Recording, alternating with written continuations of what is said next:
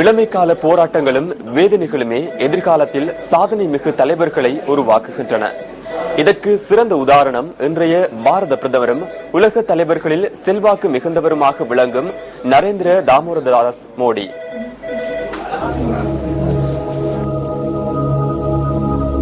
பல கோடி மக்களின் மனதை வென்ற நரேந்திர மோடி நடுத்தர குடும்பத்தில் வடநகர் எனும் இடத்தில் 1950 ஆண்டு செப்டம்பர் மாதம் 17 பிறந்தார். தாமோதர்தாஸ் முல்சன் மோடி மற்றும் ஹீரபென்னுக்கும் பிறந்த 6 குழந்தைகளில் இவர் 3வது பிறந்தார். தன்னுடைய ஆரம்ப கல்வியை வடநகரில் உள்ள ஒரு மேல்நிலை பள்ளியில் தொடங்கிய நரேந்திர மோடி பாடசாலை நாட்களிலேயே ரயில் நிலையத்தில் தேநீர் கடை நடத்தி வந்து தன்னுடைய தந்தைக்கு உதவியாக இருந்தார். தேநீர் கடையில் கரை படிந்த உடையில் பணியாற்றிய மோடி ஒரு நாட்டின் பொருளாதாரத்தை மாற்றி அமைக்கும் பெரு அரசியல் சக்தியாக உலகை திரும்பி பார்க்க வைப்பார் என யாரும் எதிர்பார்த்திருக்க மாட்டார்கள்.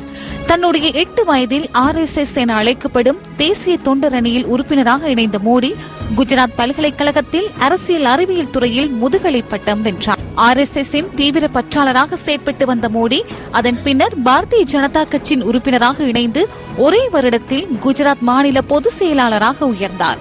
1998 ஆண்டில் அடல் பிஹாரி வாஜ்பாய் பிரதமராக பதவியேற்ற போது மோடிக்கு தேசிய செயலாளர் பதவி வழங்கப்பட்டது.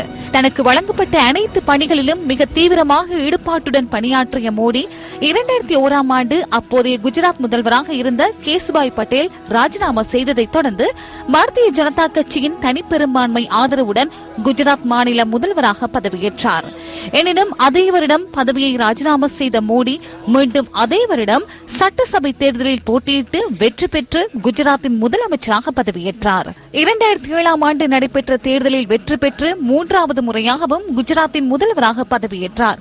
2063 நாட்கள் முதல்வர் பதவியில் இருந்த மோடி குஜராத் அரசியல் வரலாற்றில் நீண்ட கால முதல்வராக இருந்தவர் என்ற சாதனையை பெற்றார். இவரது தொடர் வெற்றிக்கான பிரதான காரணம் மோடியின் ஆளுமை மிகு அபிவிருத்தி திட்டங்களே. மோடியின் காலத்தில் குஜராத் விவசாயம் உட்பட பல துறைகளில் மிக பெரும் வளர்ச்சி கண்டது. 2014 ஆண்டு மக்களவை தேர்தலில் பாரதிய ஜனதா கட்சியின் பிரதமர் வேட்பாளராக நியமிக்கப்பட்ட மோடி மாற்றம் என்ற துணிப்பொருளில் தேர்தலை சந்தித்து வரலாற்று வெற்றி பெற்றார்.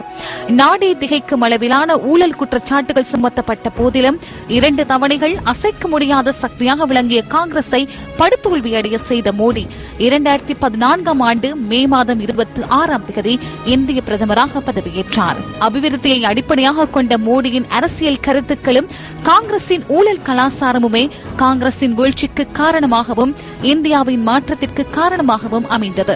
அதேபோன்று மக்களை நோக்கிய அபிவிருத்தி குன்றிய நிலையும் ஊழல் கலாச்சாரமும் 2015 ஆண்டு இலங்கையில் மாற்றத்தை கொண்டு வந்தது.